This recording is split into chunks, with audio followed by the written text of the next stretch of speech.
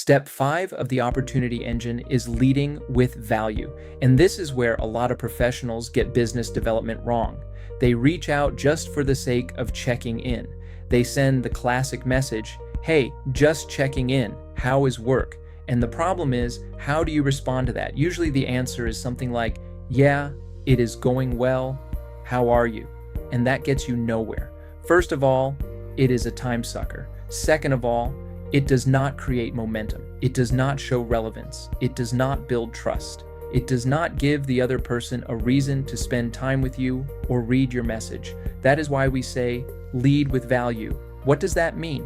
It means make that contact see why it is a great thing to spend time with you or read your emails, because you are not just checking in. Yes, you are checking in personally, but you are also always adding value to your outreach. And one of the ways to do that is by creating an asset list. An asset list is a list of things you can share with your contacts. Anything that has to do with your industry, anything that has to do with new regulations, things that change in the law, a case study you have done, an article, a short insight, a practical tool, a useful introduction, a summary of something relevant, something that helps the person on the other side. But the important part is this: you are not sending it out in a newsletter to 100 contacts. You make it personal. That is why you have the 15 to 30 minutes.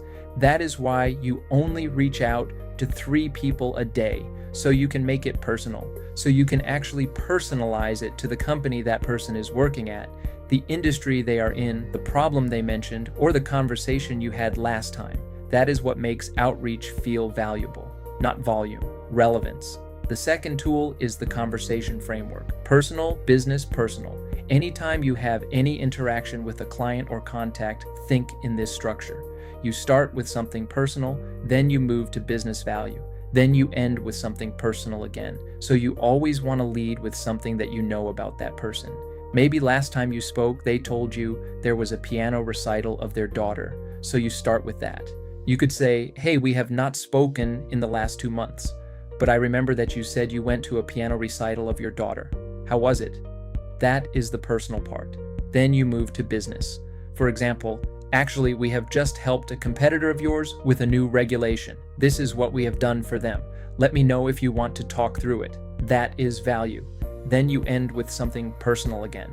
For example, "Hope you are having a great day. I know that you usually go to Greece on your holiday. Have you already planned your holidays for this year?" That is the framework. Personal, business, personal. And again, you know your contacts best. This is not a script you copy and paste every time.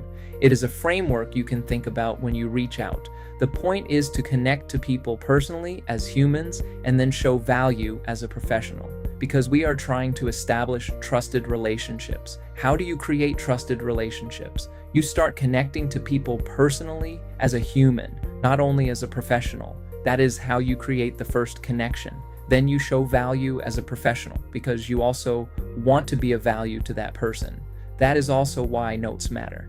Anytime you speak to someone, take a few notes. Personal, business, personal. Write down what you talked about on a personal level. Write down what you talked about in business. And one of those notes will be a good starting point for your next email or phone call. And yes, we still call clients. It does not always have to be an email. Today, this is easier than ever. You can use AI as a transcription tool. You can use AI to summarize a conversation. You can use it to help organize your notes. You can pull out 3 points that you want to remember for the next time you reach out. But AI should not replace who you are. People want to connect with you. They want to know that you, as a person, as a human being, are the one connecting with them. So use AI to facilitate. Use it to assist you. But at the end of the day, it should be you behind the computer sending the message or you making the phone call. Otherwise, it will not be genuine. And genuine outreach matters. Genuine interest matters. If you are not genuinely interested in the other person, they might not be the best person to be in your opportunity engine. If you do not vibe with that person, if it is really hard to create a connection, do not spend all your efforts on that person. You only have a certain amount of energy to spend. And if you are asking yourself to meet clients, reach out regularly, and build trusted relationships, it is hard to spend that energy with someone you actually do not like. So do not force it. Lead with value. where there is genuine interest. Lead with value where relationships can actually grow. That is step 5. Stop just checking in. Create an asset list. Use personal, business, personal. Take notes. Use AI to assist, not replace. And reach out with value. That is how you create consistency. That is how you create trusted relationships. And that is how you create opportunities.